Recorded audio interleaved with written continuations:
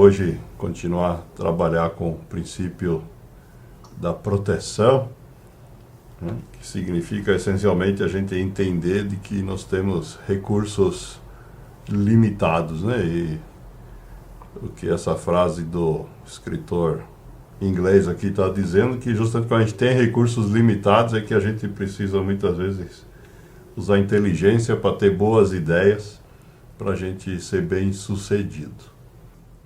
Hoje é a terceira semana que a gente está estudando o princípio da proteção, e eu queria trazer aqui algumas reflexões, alguns conceitos para ajudar a gente a pensar em como fazer justamente a gestão dos recursos. Os nossos recursos são sempre limitados, né? É isso que diz o nosso terceiro princípio.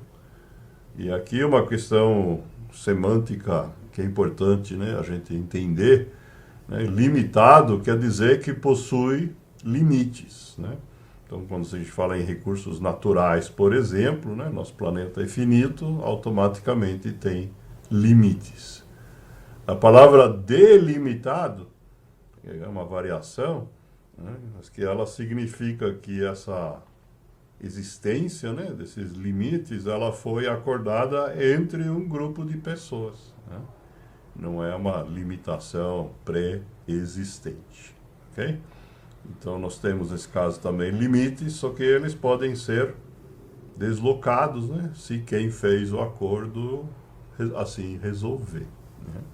O que não acontece com aquilo que é limitado, por exemplo, o tempo, né? Nós não conseguimos, por mais que a gente queira, mudar o funcionamento dele.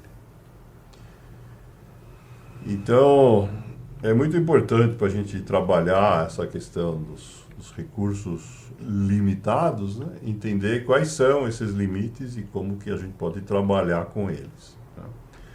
Toda vez que a gente decide tomar uma ação, a gente vai consumir recursos. E esses recursos, idealmente, tem que estar numa faixa aí entre um mínimo e um máximo, para que dê certo. Porque se a gente usar recursos demais, pode não dar certo, né? Pode criar problemas. E se a gente usar recursos de menos, pode ser que não funcione, que a gente não consiga atingir o nosso objetivo. Então, na verdade, o que a gente precisa, primeiro, é conhecer qual é essa faixa que o recurso funciona, e dependendo do nosso objetivo, né, as nossas ações, eventualmente, elas vão ter que ser ajustadas, né, para que o tamanho caiba dentro dessas faixas de limites que nós temos, né?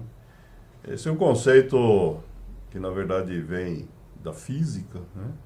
E eu tentei fazer aqui um desenho para ilustrar essa questão. Vou tentar aqui dar alguns exemplos concretos, né? Nós temos aqui um limite mínimo, essa faixa azul vertical, e um limite máximo, dentro do qual, né, sinalizado aqui pela cor verde, aquilo que a gente quer atingir funciona. Se a gente for usar mais do que o máximo, vai se dar mal, e se for usar menos, também, né? Para dar um exemplo aí do mundo da mecânica, pensem, por exemplo, num motor, né? Se a gente ligar o motor e colocar nele uma quantidade de combustível muito grande para ser queimada rapidamente, nós vamos provocar um acidente, porque o veículo vai sair com tanta velocidade que ele vai estar desgovernado. Então, nesse caso, nós estamos usando recursos além do limite máximo conveniente e provocando uma situação negativa. Do outro lado, se a gente usar uma quantidade muito pequena de combustível, o veículo não vai sair do lugar. E, nesse caso, nós também não vamos conseguir realizar a nossa ação, né? Então, assim, não existe uma quantidade certa, existe uma faixa de um mínimo até um máximo que o carro vai andar, e vai fazer isso em condições que, de fato, a gente possa achar que deu certo. A mesma coisa se aplica a outras questões. Pensem, por exemplo, em dosagens de remédios, né? Certo? Cada remédio para cada pessoa tem uma dosagem diferente. Mas se a gente tomar uma dosagem muito pequena, o remédio não vai fazer efeito nenhum. Se a gente tomar uma dosagem muito alta, ele vai trazer efeitos colaterais e a gente vai ficar de novo nessa faixa vermelha. Então, quando o médico prescreve um remédio, né, que é um recurso que ele usa para ajudar a gente a se curar das nossas doenças, ele tem que trabalhar de novo entre um limite mínimo e um limite máximo. Isso vale também para a alimentação, né? Casos como sal e açúcar, né, se forem ingeridos em quantidades muito grandes, a gente sabe que provocam problemas sérios de saúde e podem até ser letais. Do outro lado, se não consumir nada deles, acontece a mesma coisa. Então é por isso que existem recomendações, né, de faixas de consumo de cada tipo de alimento, entre o mínimo e o máximo. E a nossa sabedoria, cada um, é conseguir administrar isso dentro dessa faixa, né? Da mesma forma, né, a nossa vida, né, tem uma pegada ambiental, e se a gente procurar ter pegada zero, provavelmente nós não vamos conseguir fazer aquilo que a gente precisa. Do outro lado, se a gente se permitir usar recursos naturais de maneira ilimitada, né, nossos sucessores vão ficar muito bravos com a gente, né? Então, essa que é não sei se essa ideia aqui de ilustrar, né? Qualquer que seja o recurso, ele sempre tem uma faixa dentro da qual a gente tem que administrá-lo, ok? E aí, para transformar isso em questões práticas, né, eu coloquei aqui algumas perguntas, né, relacionando essa questão dos limites com cada uma das formas aí de lidar com os princípios, né, que nós já trabalhamos, baseado aí no conceito das três camadas circulares, né, com a gente no centro, a família em volta e os círculos sociais por último. Então, no caso aqui, né, a gente tem que se questionar, tá certo? Em primeiro lugar, né? Quando a gente sofre uma adversidade significativa, muitas vezes a gente tem vontade de agir desrespeitando essas limitações, porque de alguma forma a gente quer resolver logo o problema, né, e acaba aí então, digamos, fazendo o carro andar mais rápido do que deve, por exemplo, ou deixar ele parado, né? A outra questão que está sendo colocada aqui, para cada um dos tipos de recursos que nós já descrevemos aí nas semanas anteriores, né? Então, para a gente pensar como é que a gente faz a gestão de cada um deles, né? E no caso aqui dos recursos emocionais, né, a gente tem esse questionamento adicional, né? Os recursos emocionais, eles são de alguma forma desafiados, né, quando a gente se defronta com pessoas que têm ideias diferentes das da gente, né? Para que isso aconteça, é claro, a gente precisa ter mais pessoas em volta, que pode ser da família ou de círculos maiores, né?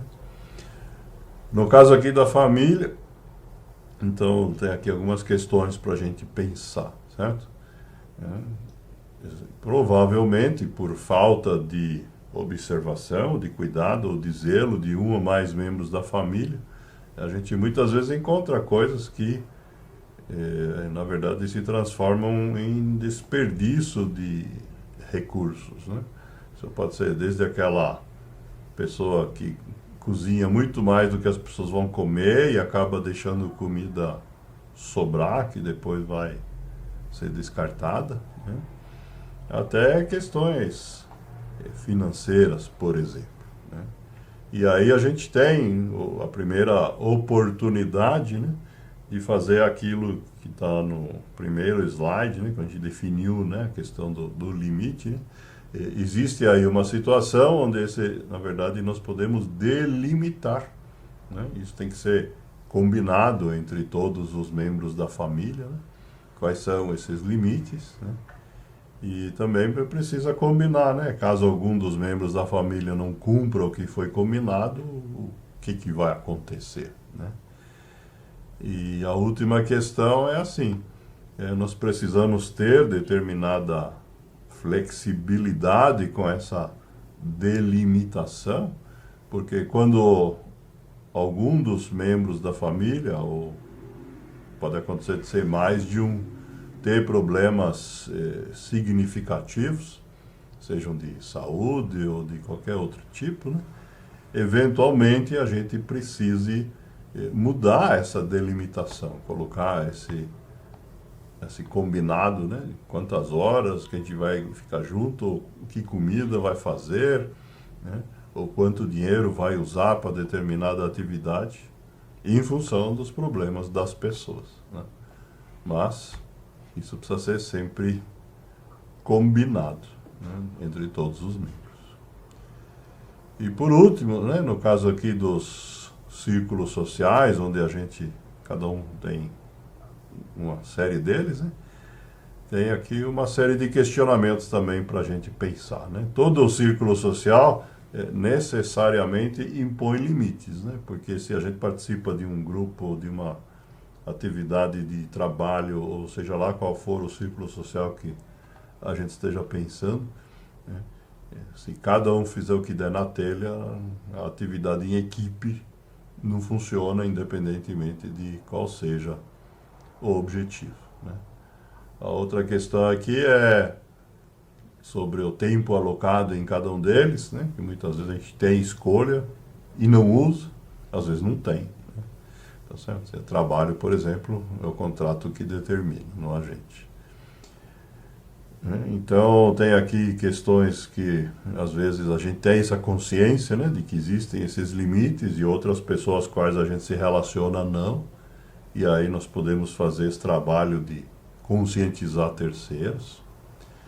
Pode ter casos, né, que algum limite estabelecido tenha sido quebrado de tal forma, né, que o restabelecimento do equilíbrio da situação exija o envolvimento de autoridades, né? Isso pode ser a própria hierarquia no ambiente de trabalho, né? Pode ser numa situação mais ampla que acontecer alguma coisa que você precise, por exemplo, acionar a polícia, né? Porque alguém invadiu um limite que não deveria, e a forma de resolver isso, infelizmente, passa por esse tipo de situação, tá certo? E por último aqui, para finalizar hoje com essas questões, né, eu deixo aqui a pergunta, né, sobre que participação você tem em círculos sociais que são construídos especificamente para ajudar as pessoas a lutar contra as dificuldades, né? Então a gente pode participar, a gente pode apoiar, a gente pode se preparar para liderar, e tem alguns exemplos aí, não são só os grupos de apoio, né? Tá certo? Tem várias outras formas da gente fazer isso, e usando a criatividade, inclusive, podem ser construídas novas formas de fazer isso, né? Então essa é digamos, a forma mais nobre aí da gente trabalhar os limites em círculos sociais com fins de ajuda mútua.